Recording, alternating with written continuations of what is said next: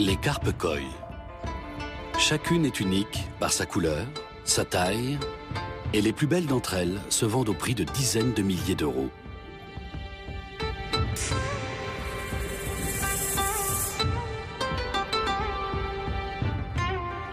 Les carpes de ce bassin valent à elles seules 25 petites voitures.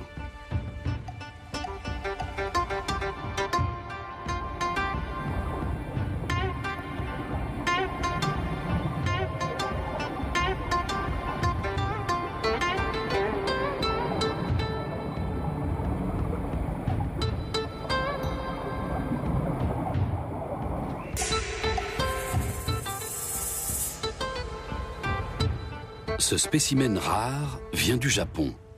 Un koi jaune de plus d'1 mètre de long. Plus grand, plus beau et plus cher que toutes les autres carpes. Le poisson va accomplir un long trajet. Un voyage qui nécessite d'importantes précautions, car 60 000 euros sont en jeu. J'espère que tout se passera bien et qu'il arrivera en bonne santé. Le transport est toujours un risque. C'est ici, dans cet étang en Suisse, que la carpe va bientôt emménager. Mais pour l'instant, elle est encore à 10 000 km de là et ignore tout de son futur logement de grand standing avec vue sur le lac Léman.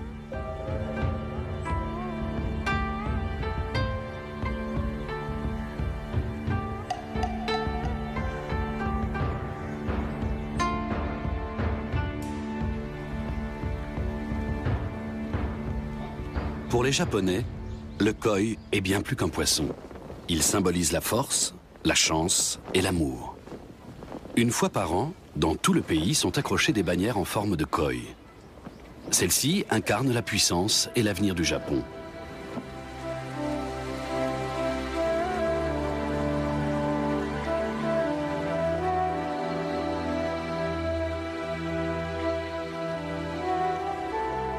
Cet homme est lui aussi très attaché aux carpes koi. Joji Konishi est un des éleveurs et des vendeurs les plus réputés du Japon. Cette variété de koi est appelée karashigoi, ce qui signifie koi moutarde. Dans une semaine, Joji Konishi devra se séparer de ce poisson qu'il a élevé pendant 6 ans. Le koi géant mesure 1,10 m et pèse 35 kg.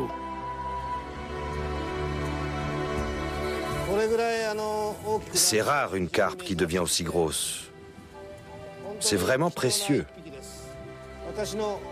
Je la considère comme un membre de ma famille. Elle n'a que 8 ans. Je n'aurais jamais pensé qu'elle atteindrait cette taille. J'avoue que je suis triste de la voir partir en Europe.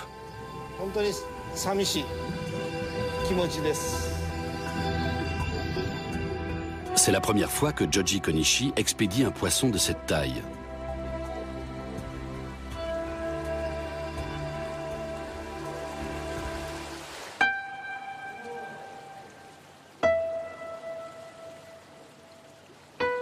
La société Konishi a été fondée par Toshikatsu Konishi, le père de Joji. À 84 ans, il est toujours aussi fasciné par les koi. Il ne se passe pas un jour sans qu'il vienne faire un tour dans les locaux de la société, bien que son fils Joji ait repris les affaires depuis longtemps. Tu me fais mal. Joji a un faible pour les carpes jaunes. Hey, Sunny, hey.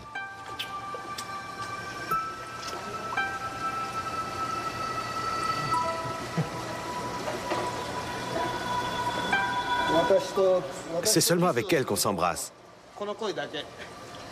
Pas avec les autres carpes. Voici le 3e homme de la famille, Makoto, le fils de Joji.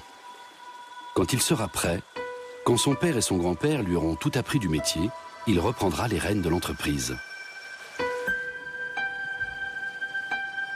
Cela fait 70 ans que la famille élève et commercialise des koi. Installée à Hiroshima, la société Konishi expédie des carpes dans le monde entier. Si l'entreprise est si prospère aujourd'hui, c'est grâce au travail accompli par le grand-père.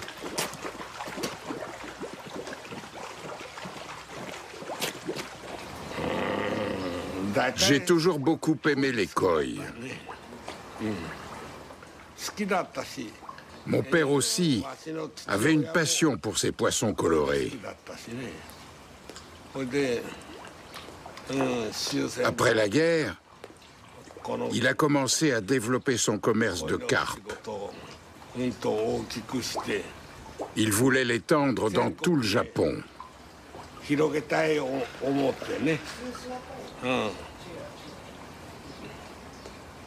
Il a énormément travaillé pour ça. Le grand-père a fondé la première société japonaise d'élevage et de vente de carpes koi. Il a aussi mis sur pied une fédération d'éleveurs de koi. Mais surtout, il a transmis l'amour des carpes multicolores à son fils et à son petit-fils. J'aime toutes ces carpes. Mais, comment dire, il y en a certaines qui font vraiment partie de la famille. Depuis longtemps, elles sont devenues pour moi des animaux de compagnie. Celle-ci, par exemple. Elle s'est attachée à moi. J'aime tout particulièrement ces carpes-là. Cette grande carpe jaune, par exemple.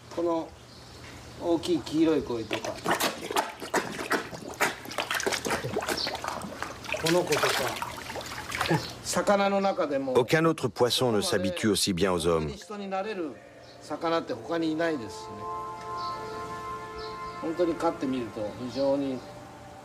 En les élevant, on se rend compte qu'elles vous apportent un véritable apaisement. Ces poissons sont vraiment exceptionnels.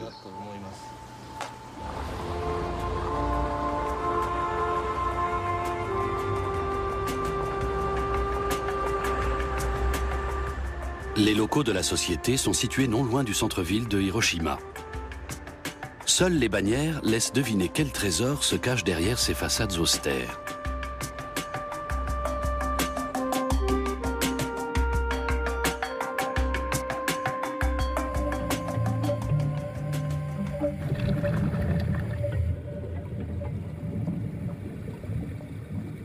Kohaku, Sankei, Showa. Les amateurs reconnaîtront des noms de variétés de koi. Mais les Japonais les appellent simplement Nishikigoi, carpe brocart. Des œuvres d'art vivantes qui peuvent devenir centenaires.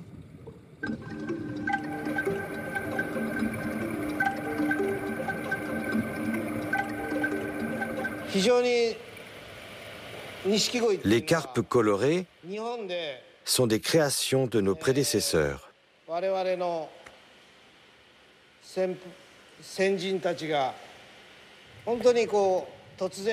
Ils ont croisé les races, engendrées par des mutations spontanées.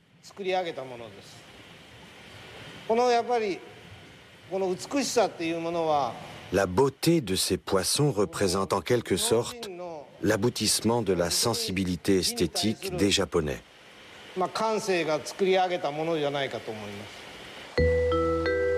Les carpes tancho ont une tache rouge circulaire sur la tête qui rappelle le drapeau japonais.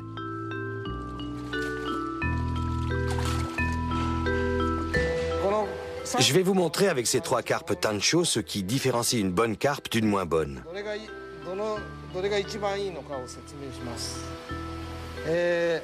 Celle-ci est la plus belle.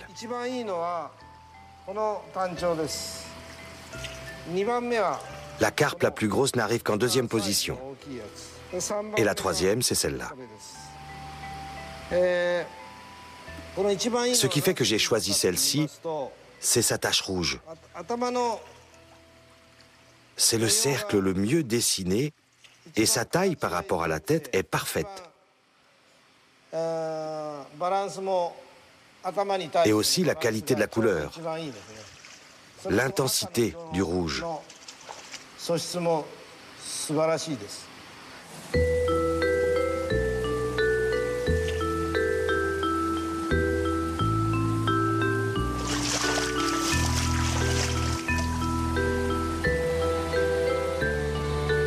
Makoto aussi a appris à juger de la qualité des carpes.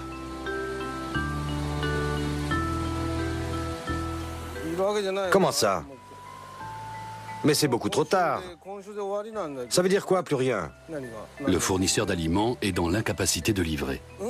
Le site de fabrication a été détruit lors du tsunami. Et les stocks commencent à s'épuiser. Et si je vous envoie une commande tout de suite, vous êtes en mesure d'en fabriquer? Oui, on en a besoin le plus rapidement possible. Le plus tôt sera le mieux.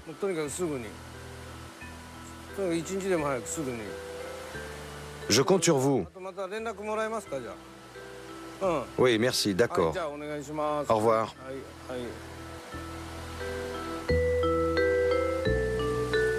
Le tsunami qui a dévasté la côte nord-est du Japon s'est abattu à 1000 km de là. À première vue, Hiroshima semble avoir été épargnée. Pourtant, les conséquences économiques de la catastrophe sont bien présentes, même plusieurs mois après. La famille Konishi tente malgré tout de rester optimiste.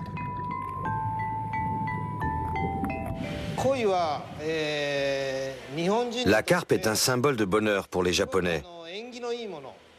C'est un poisson porte-bonheur. Vous connaissez la tradition des koinobori. À la naissance d'un garçon, la famille achète des koinobori, des bannières en forme de carpe, et les hisse le jour de la fête, le 5 mai. La fête des enfants, et plus particulièrement des garçons, est célébrée chaque année. Selon la légende, un père doit acheter une carpe koi à la naissance de son fils, afin que l'enfant devienne fort et soit capable de nager contre le courant comme le poisson. Et si en plus les cerisiers sont en fleurs, la fête est parfaite. La fleur de cerisier est un élément très important dans la culture japonaise. Elle symbolise la beauté, le renouveau et l'éphémère.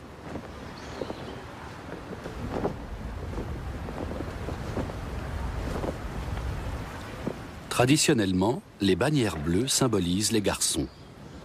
Mais aujourd'hui, des bannières de toutes les couleurs flottent au vent, afin que les filles bénéficient aussi de la protection des carpes.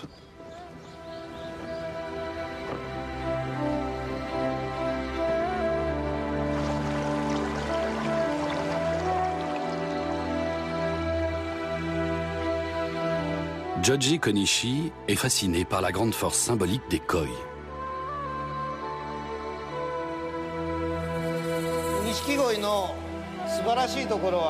Ce qui est extraordinaire chez les carpes nishiki, celles qui sont colorées, c'est qu'elles sont très pacifiques et ne se battent jamais. Elles apportent la paix dans votre âme. C'est ce que les Japonais apprécient. Et je suis sûr que les Européens aussi peuvent le comprendre.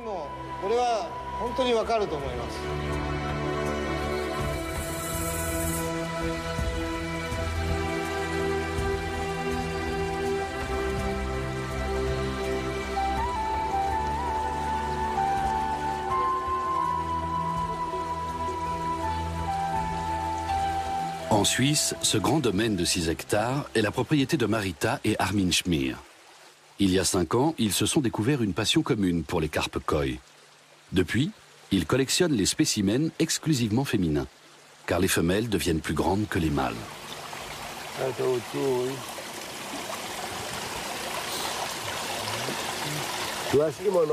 Tu as toujours faim, dis donc. C'est incroyable. Elle n'arrête plus de manger, celle-là. C'est toujours la première arrivée et la dernière partie. On s'est dit qu'on avait encore de la place pour 1 ou 2 poissons. Mais il faut qu'ils soient grands. Parce qu'avec les grands poissons, on peut nouer une autre relation qu'avec des petits. Les grands poissons s'approchent quand on les nourrit. Les petits sont souvent craintifs et timides. Ils se cachent quand on jette de la nourriture dans l'eau. Les grands, en revanche, viennent nous voir. On peut les observer de près, voir s'ils vont bien. On peut même les toucher. C'est une autre relation. Certains nous reconnaissent. Ils nous suivent même quand on fait le tour du bassin.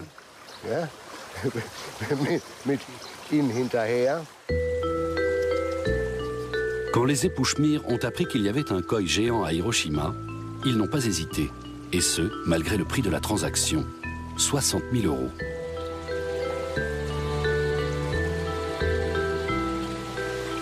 Je suis très fière à chacune de mes acquisitions. Quand un poisson arrive chez nous, c'est Noël. D'ailleurs, quand on nous demande ce qu'on veut pour Noël, on répond un poisson. Vieux Chagoy, tu as faim? Tu peux manger mon doigt. Toi aussi? Tu veux aussi quelque chose? Tous ces poissons viennent du Japon, le pays roi en matière d'élevage de carpes koi. Au XVIIIe siècle, les paysans japonais pêchaient les carpes pour se nourrir. C'est en constatant les différences de teinte qu'ils ont commencé à faire des croisements et à découvrir l'énorme potentiel de l'élevage.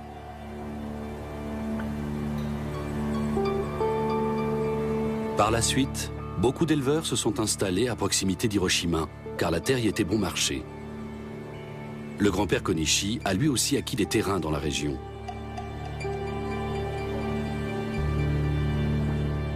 Les bassins sont situés au milieu des rizières.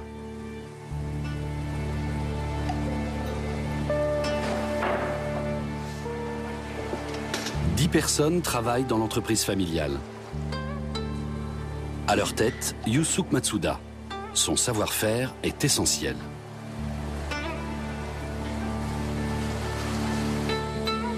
Une femelle de la variété Showa doit se reproduire. Sa descendance est prometteuse. Même pour un expert comme Yusuke Matsuda, c'est toujours un moment exaltant.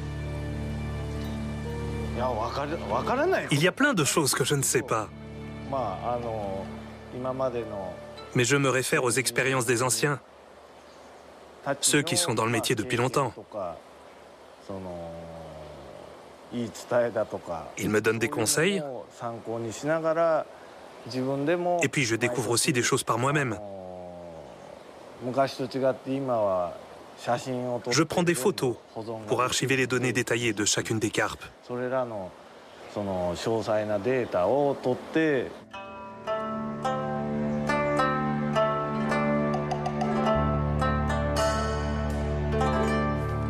Makoto, le futur patron, a beaucoup à apprendre de Yusuke Matsuda.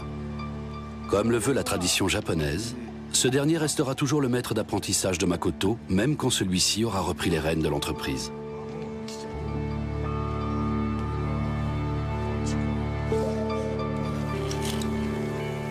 Tout commence par le comptage. Parmi les 400 000 alevins issus d'un accouplement, seuls les foncés sont sélectionnés. Le travail de tri est fastidieux, mais dans chacun de ces alevins, il y a peut-être un futur champion. La carrière du koi jaune géant a commencé ici.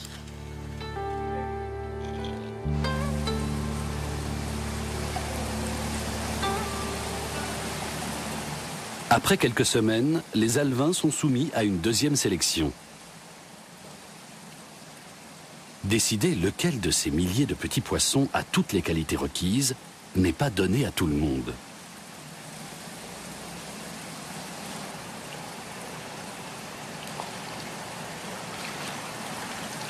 Un bon éleveur connaît chacun de ces poissons, mais aussi leur lignée sur plusieurs générations. Yusuke Matsuda a souvent deviné laquelle de ces petites carpes deviendrait un jour un grand koi. Celui-ci. Il a un coloris vif et un joli dessin.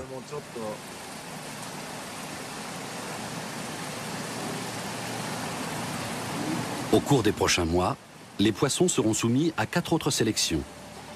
Moins de 1% de bébés koi feront la renommée de l'entreprise familiale.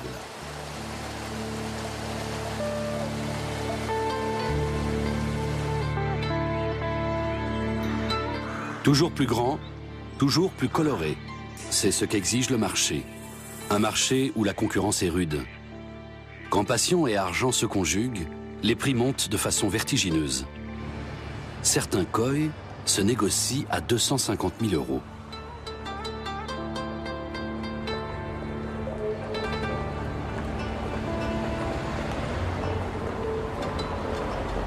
Retour à Hiroshima. Le restaurant Wakadaisho est une des très bonnes adresses de la ville. Le chef, en personne, a pêché les poissons le matin même.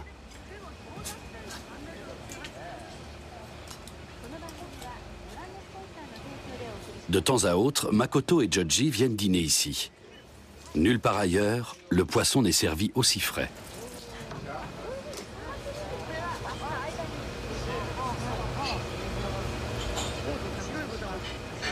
Au menu, du sashimi. Le poisson cru est un des plats favoris des Japonais. Dans le sashimi, le plus important est la découpe des filets. Il faut aussi soigner la présentation des plats.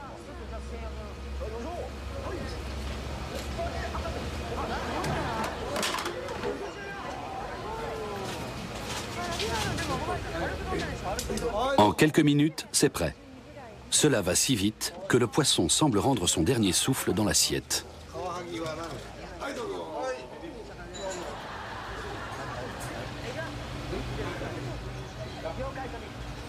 Avant, le grand-père accompagnait souvent les deux hommes. Mais désormais, il préfère rester chez lui, dans les montagnes.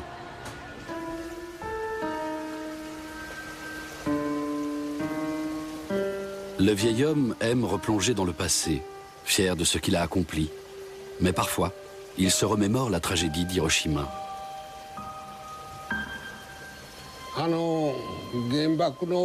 Quand la bombe atomique est tombée, j'étais chez moi dans la montagne, dans le village où je suis né. Soudain, il y a eu un éclair. Surpris, j'ai couru hors de la maison.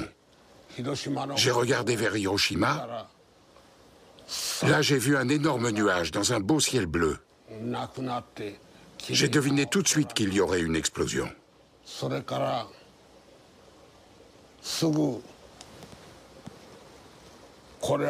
Je me suis bouché les oreilles et j'ai continué de regarder.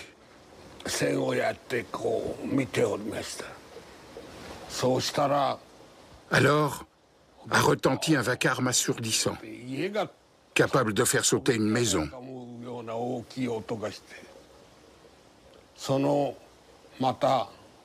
En quelques minutes, le nuage en forme de champignon s'est élevé au-dessus d'Hiroshima.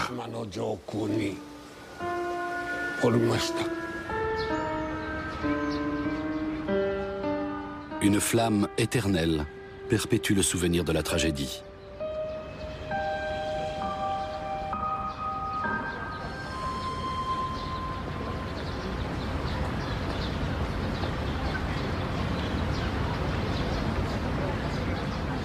Le palais d'exposition industrielle d'Hiroshima est le seul bâtiment à ne pas s'être effondré après l'explosion du 6 août 1945.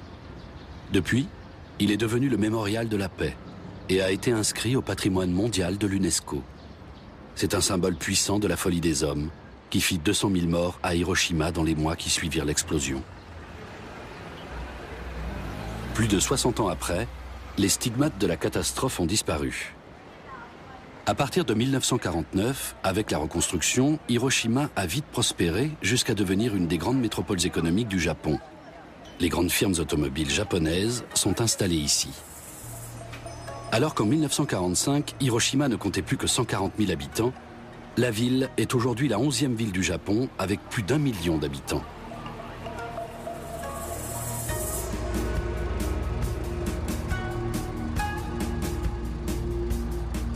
Peu après la guerre, le commerce de la carpe koi a connu lui aussi un nouvel essor.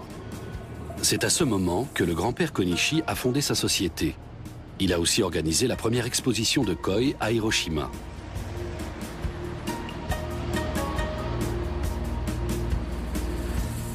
Certains clients sont fidèles à l'entreprise depuis des décennies. C'est le cas de Nobuyoshi Iwata.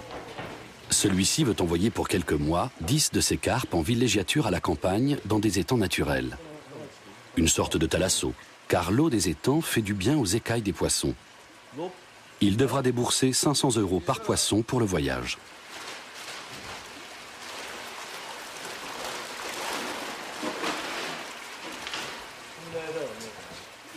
Nobuyoshi Iwata espère aussi que ces carpes grandiront encore un peu.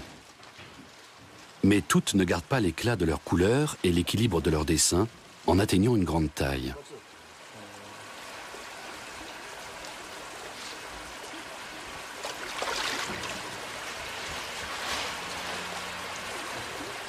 Cette carpe de la variété Showa sera du voyage.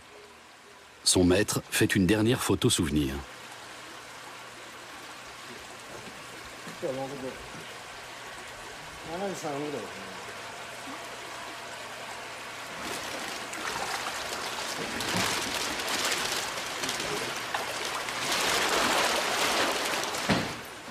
Les poissons vont d'abord passer 2 semaines en quarantaine dans les bassins de l'entreprise avant de rejoindre les étangs naturels.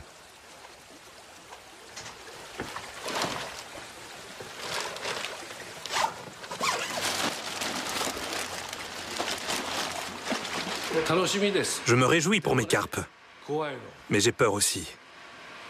J'espère les revoir en forme à leur retour. J'espère qu'il ne va rien leur arriver. Je suis un peu anxieux.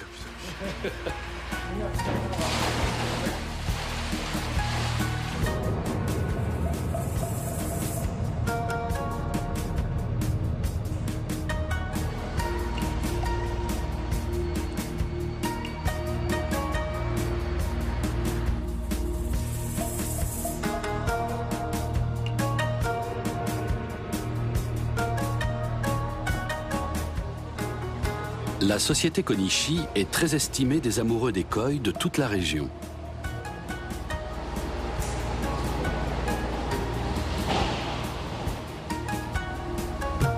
Au début du 19e siècle déjà, les Japonais appréciaient la compagnie des carpes multicolores. En 1914, une exposition à Tokyo mit pour la première fois des koi à l'honneur.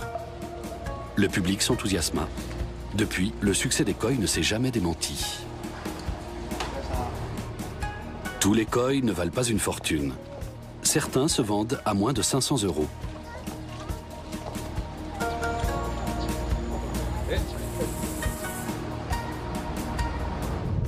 Joji Konishi est appelé chez un éleveur, un ami qui habite le village de Sera, à 50 km de là.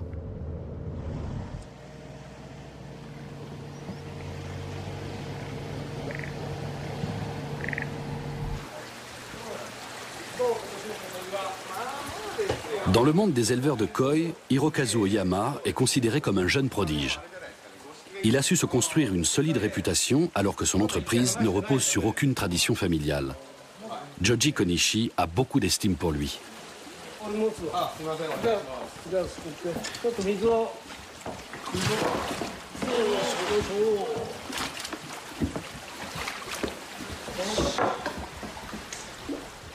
Un koi goshiki, une carpe aux 5 couleurs, doit prochainement être présenté à un concours.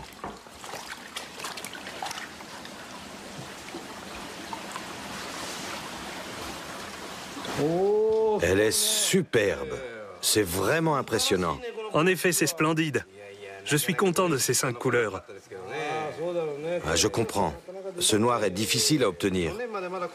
Jusqu'à l'année dernière, le noir n'était pas encore bien sorti. Les couleurs aussi sont devenues plus denses, surtout sur la tête. Avant, les taches faisaient un quadrillage sur le dos. Mais les couleurs se sont bien étalées, sur tout le corps. Et les couleurs s'étendent de haut en bas.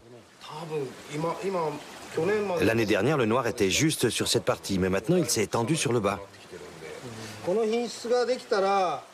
Quand on arrive à obtenir des carpes d'un tel niveau, l'éleveur n'a plus envie de les vendre. Il veut les garder pour qu'elles puissent faire des petits encore plus beaux. C'est le désir de tous les éleveurs. Mais les clients aussi recherchent des koi de cette qualité. C'est donc de plus en plus compliqué de garder un tel spécimen.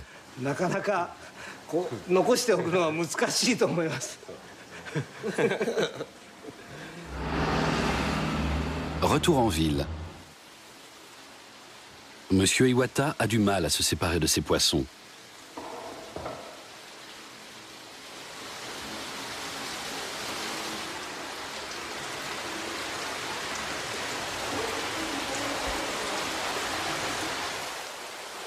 Une fois encore, il vérifie que ses carpes vont bien, avant qu'elles n'entament leur court voyage vers les montagnes.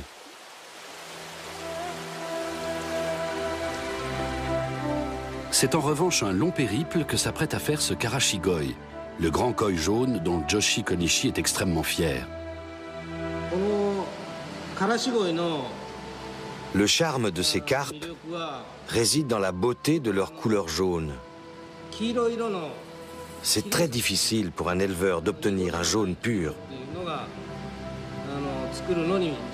Et puis il y a la forme. Il faut qu'elle soit grosse, mais elle doit garder de belles proportions. On les élève toujours en faisant attention à leur forme.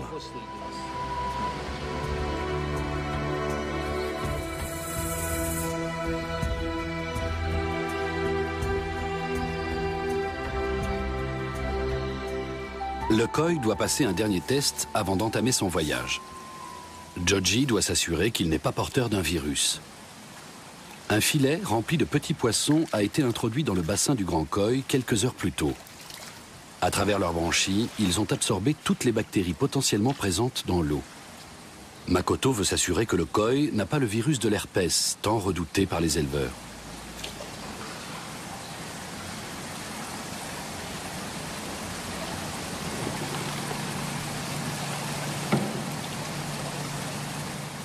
Makoto prélève les branchies du bébé koi. Le test lui est fatal, mais il est indispensable pour s'assurer de la bonne santé des précieuses carpes. Le virus de l'herpès des koi est capable de décimer un étang entier en quelques jours. Les éleveurs sont obligés de signaler la maladie aux autorités sanitaires européennes. En tant qu'éleveur, je dois atteindre une sécurité garantie à 100%. C'est pour ça que je fais ce test avant chaque expédition.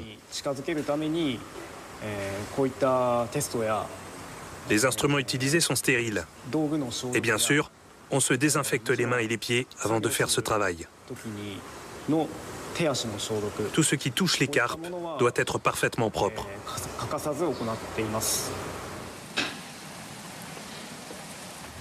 Peu d'éleveurs réalisent eux-mêmes ce test. Makoto utilise un procédé biomoléculaire qui permet de détecter la plus infime trace de virus dans le génotype du poisson.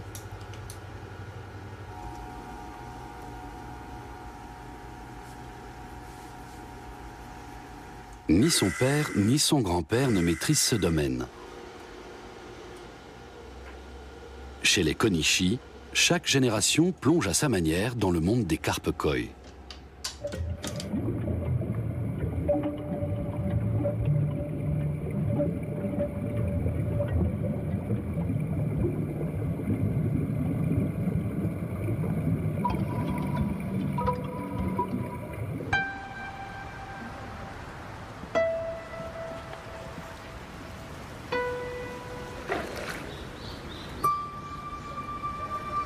Joji espère que son fils continuera à faire prospérer l'entreprise. Et ce, malgré la catastrophe qui a secoué le Japon le 11 mars 2011.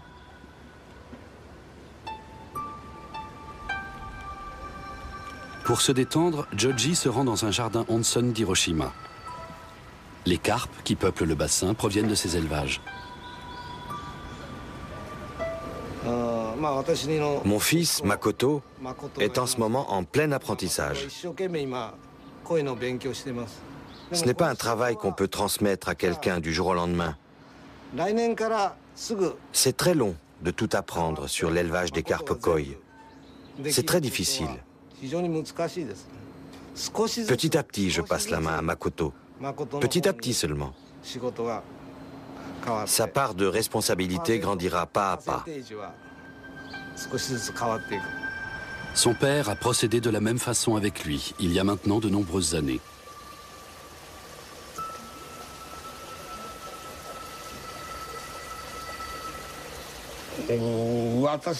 Mon objectif est satisfait en ce qui concerne le monde des carpes. Il commence à ressembler à ce que je voulais.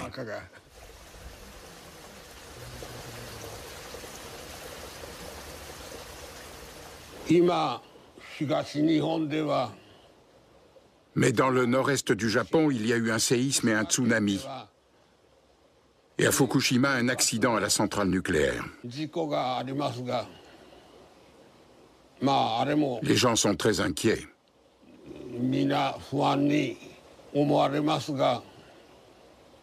Nous pensons à Hiroshima, où une seule explosion a tué plus de 100 000 personnes.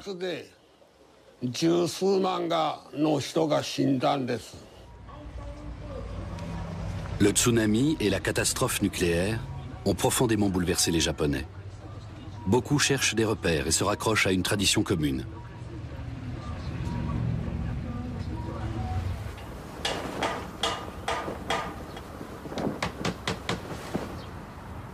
La bannière koi demeure un signe d'espoir, même dans un monde détruit.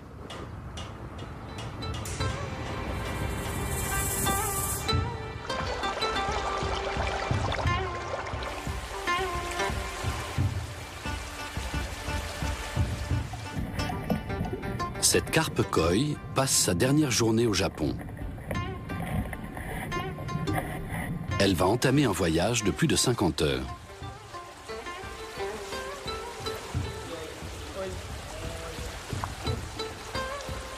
Va-t-elle bien supporter la différence de climat entre Hiroshima et la Suisse?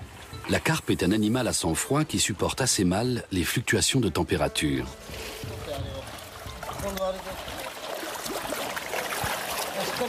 Il est grand temps qu'elle quitte la ville, car les températures commencent à monter à Hiroshima.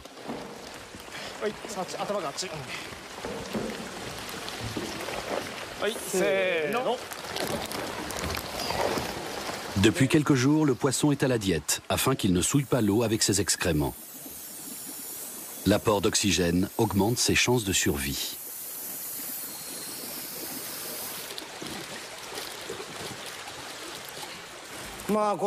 Cette carpe va partir. En Europe. En Suisse.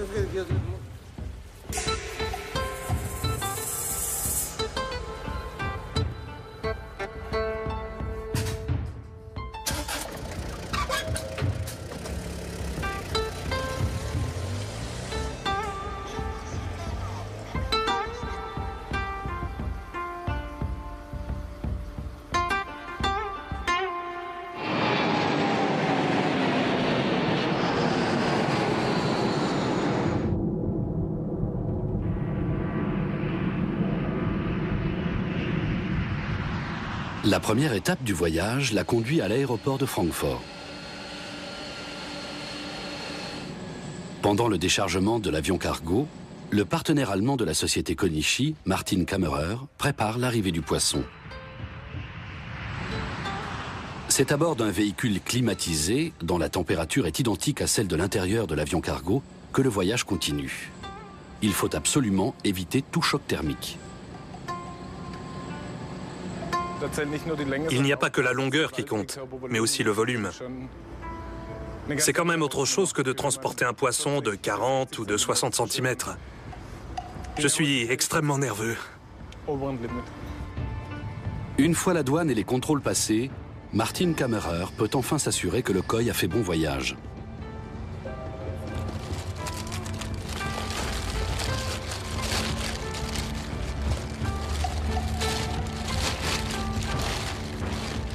Le poisson est en vie et il va bien. De l'eau propre et un apport d'oxygène vont l'aider à supporter la dernière étape du voyage.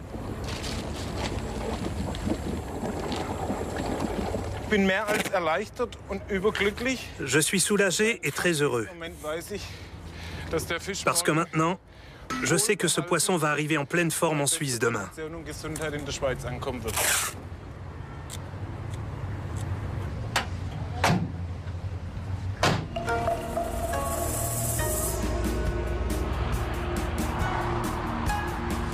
Encore 6 heures de route avant la destination finale.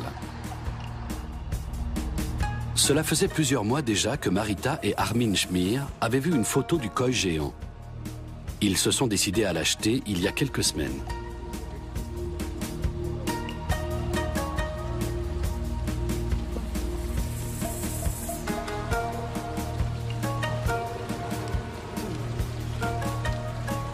Marita Schmier est impatiente de découvrir sa nouvelle acquisition.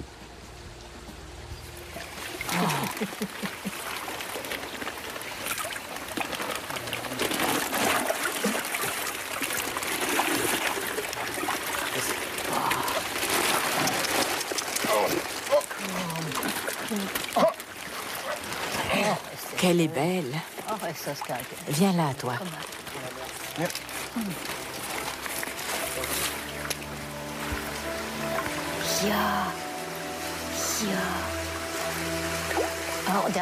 Quelle couleur magnifique. Elle est superbe. Tu comprends ce que je voulais dire? Oui. Qu'est-ce qu'elle est belle. Elle est intacte. Magnifique. Et elle a un si beau visage. Elle a une plus belle tête que les autres, n'est-ce pas? C'est probablement le plus beau karashigoi qui ait jamais existé. Sa taille, sa couleur, souvent ils sont pâles, presque beiges. Je n'en avais jamais vu un comme ça. Tu as eu à manger? C'est la perfection. Qu'elle est belle. Elle va pouvoir se rattraper pour le repas maintenant. On va bien te nourrir. Quel beau poisson. J'en ai toujours rêvé. J'en aimerais bien un autre comme ça. Il y en a d'autres comme elle? En automne.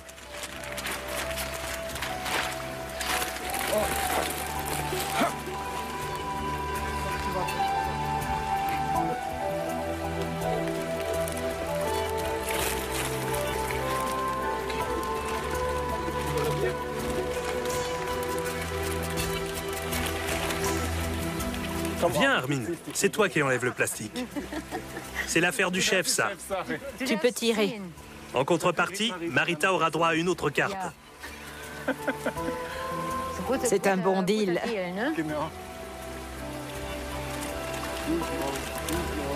Elle est calme. Hein? Elle fait du surplace. Ça y est, elle a remarqué qu'il y avait de l'espace.